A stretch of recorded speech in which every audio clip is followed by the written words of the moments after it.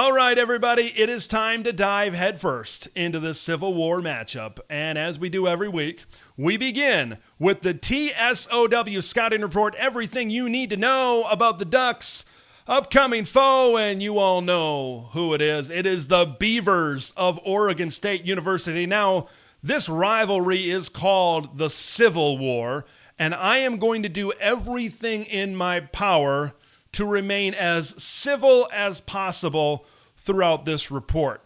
Because to be brutally honest with you, there's not a lot of good things to say about this Oregon State program right now.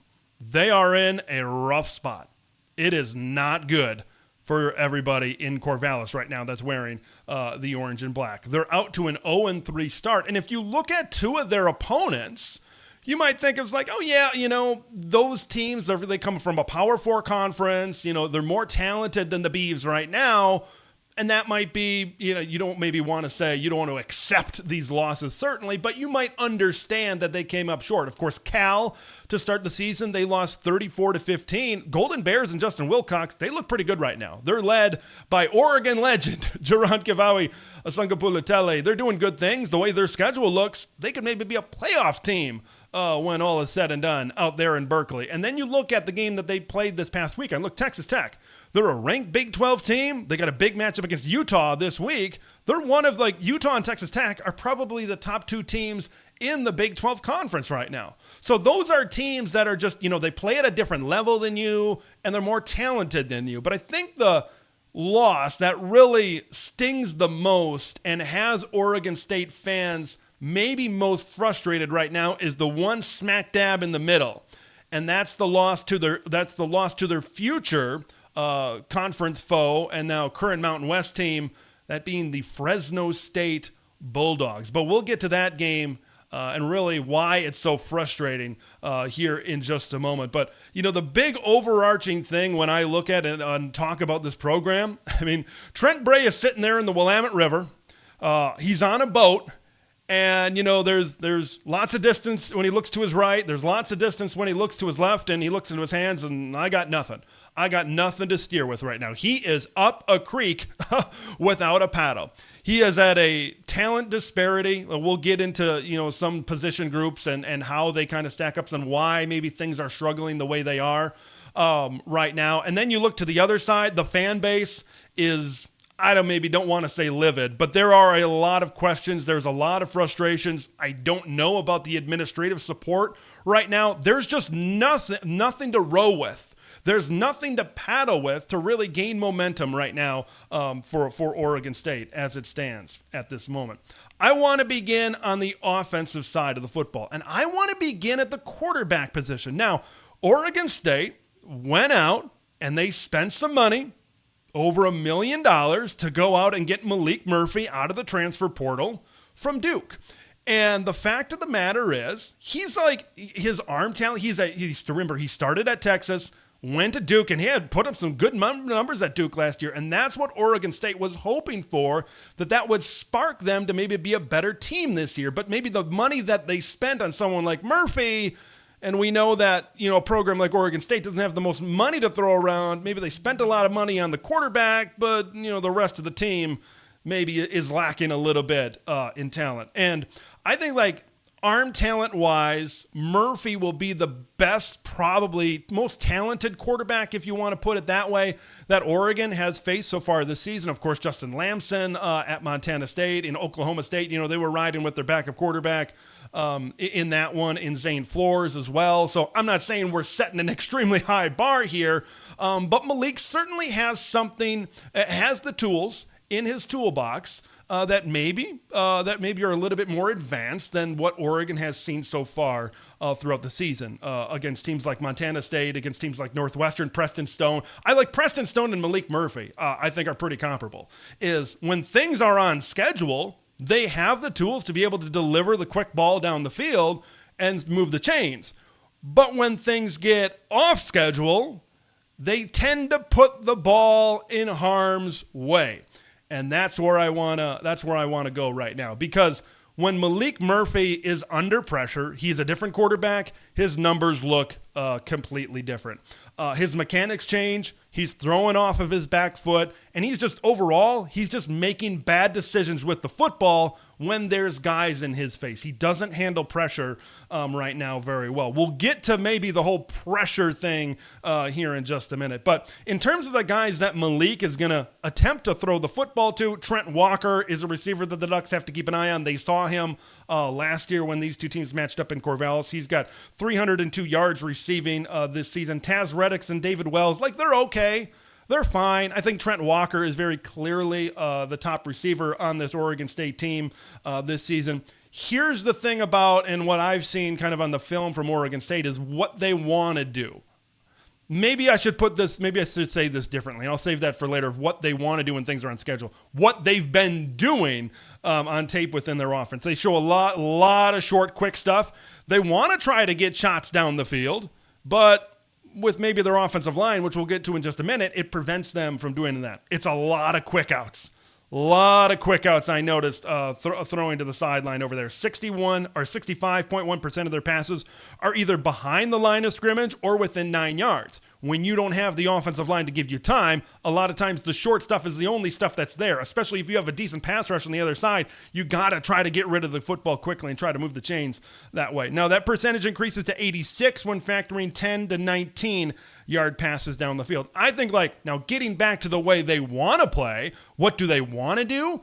I think in a perfect world that they want to try to run the football on the early downs, first down, second down, have some success there, running the football with Anthony Hankerson, and then they want to try to work off play action.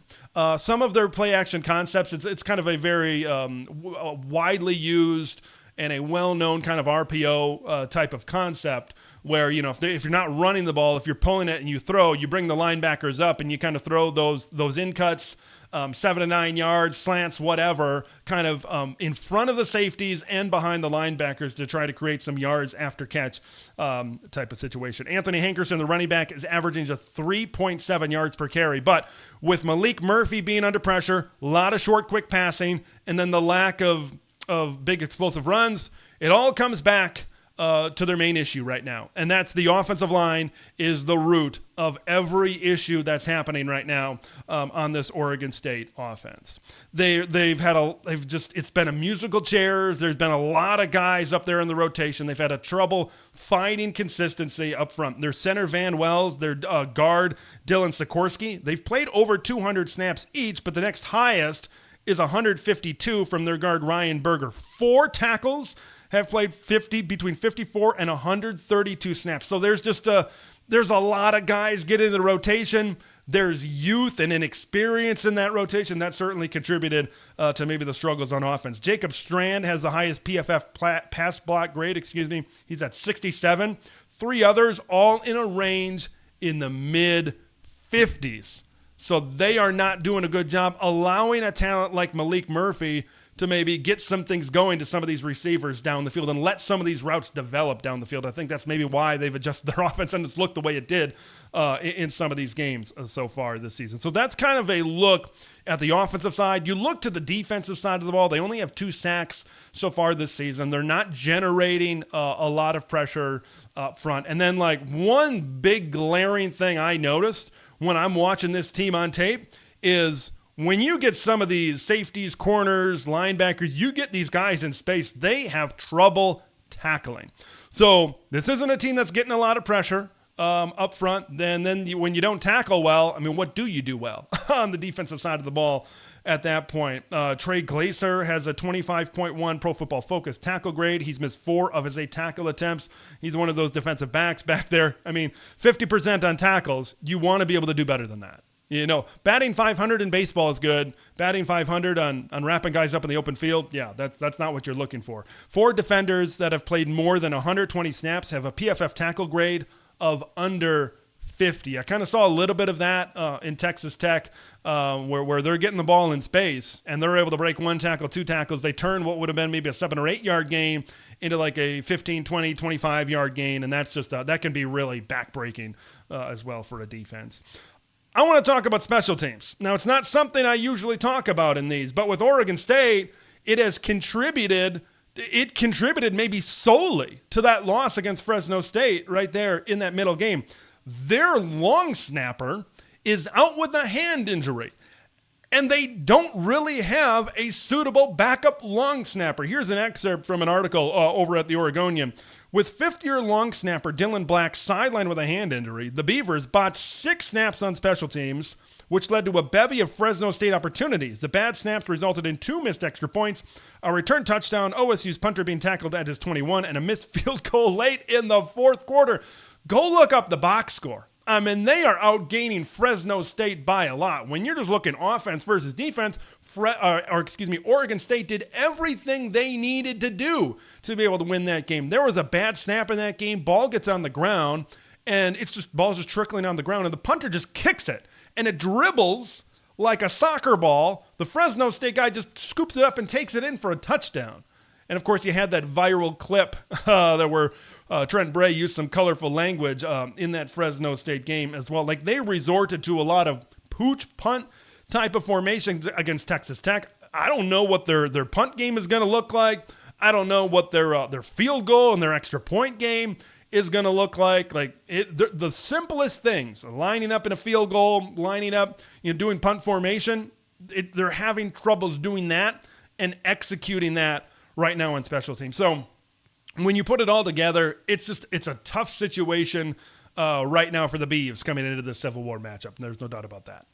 You know the foe. Now it's time to take a look at how the Quack can attack the Beavers on Saturday. Oregon State is set to make the 45-minute or so drive south to Eugene to face off against the now 6th-ranked Oregon Ducks, dropping 2 spots from last week in the AP poll.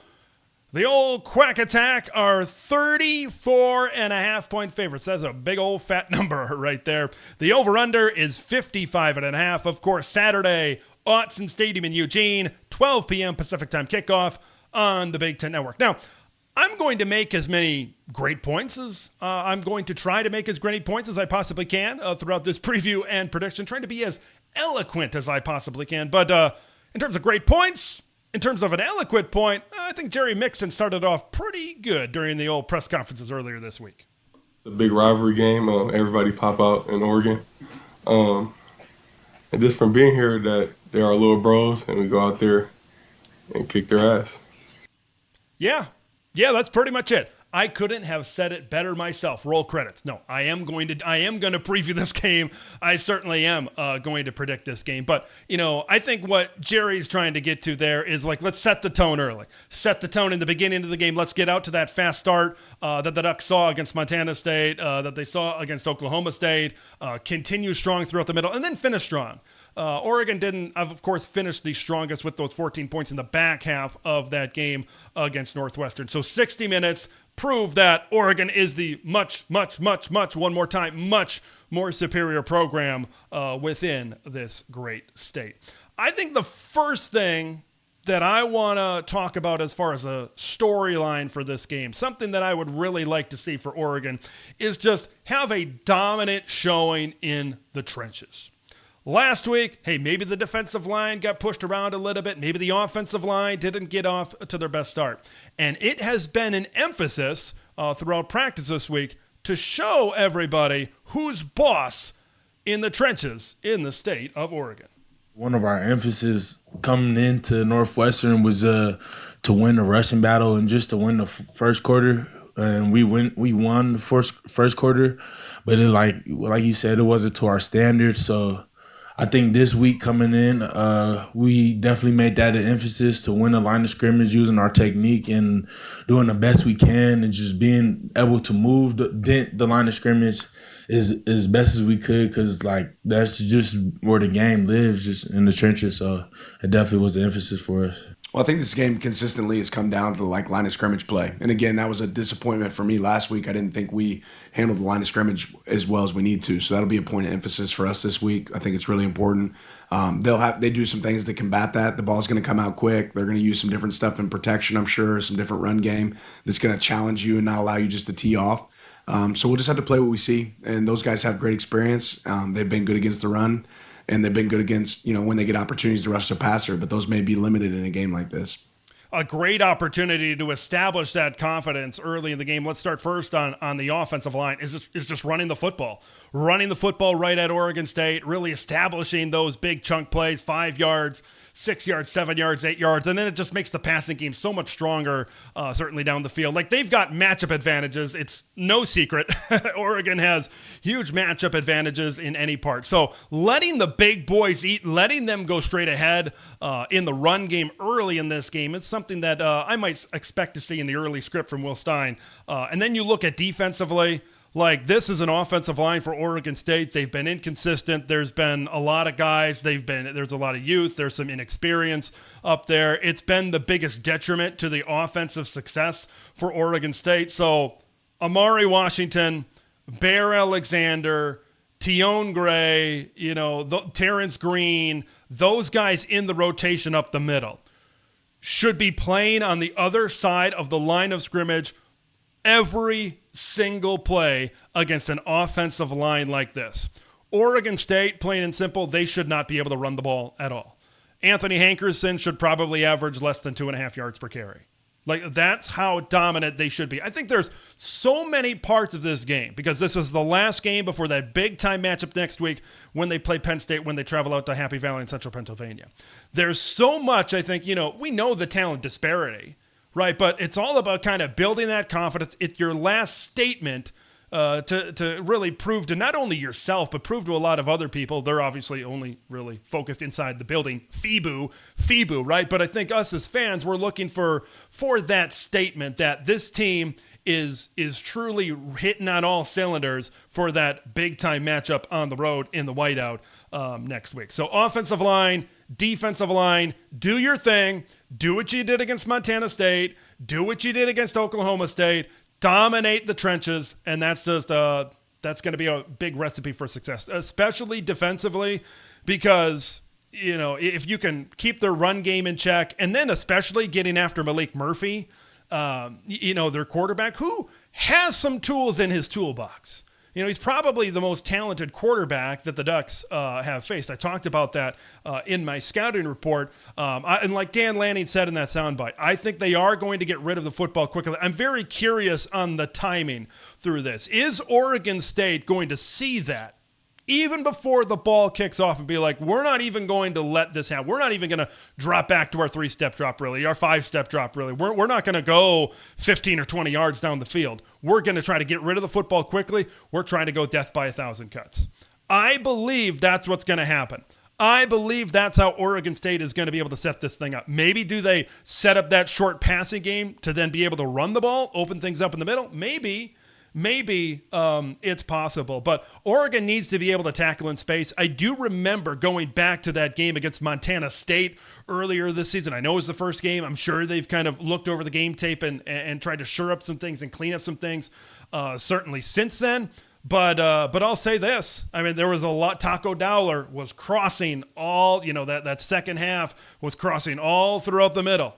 And they were able to kind of get open and create some and move the chains that way at certain points in time. So if I'm Oregon, I have to expect that those quick hitters are going to happen. I'm playing press. I'm playing bump and run. I'm playing tight at the line of scrimmage to be able to tie up those type of short passing routes, because they're all timing based, right? They're all timing based. And if we can disrupt that timing, and, now all of a sudden Malik Murphy's in there for 2.5 seconds or 3 seconds. That first read's not there. That second read's not there. That's where Mateo Uyunglele can eat. That's where Tatum Tuioti can eat. That's where some of these guys coming off the edge can also eat as well, getting into the backfield. So hopefully that's kind of how Oregon will be able to kind of combat that as well. I think if Oregon State can neutralize that pass rush, how quickly is the secondary going to be able to react in some of these situations? So you got to be able to wrap up kind of a one and done mindset so they don't keep on moving the chains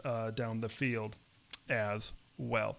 And then I kind of look at when Oregon has the ball on the offensive side, and it's kind of a very similar thing, is you got to make the Beavers defend you in space. This is another thing that I talked about during my scouting report, is they do not tackle well at all.